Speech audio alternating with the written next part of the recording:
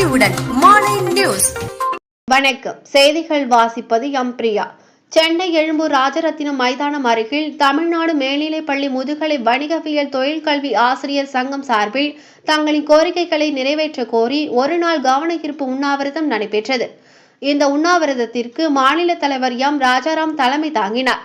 அப்போது செய்தியாளர் சந்திப்பில் மாநில தலைவர் எம் ராஜாராம் கூறுகையில், தமிழ்நாடு மாநில கணக்காய அரசாணை 306க்கு எதிராக தர ஊதியம் ரூபாய் 4800 என கூறியதை திரும்ப பெற வேண்டும்.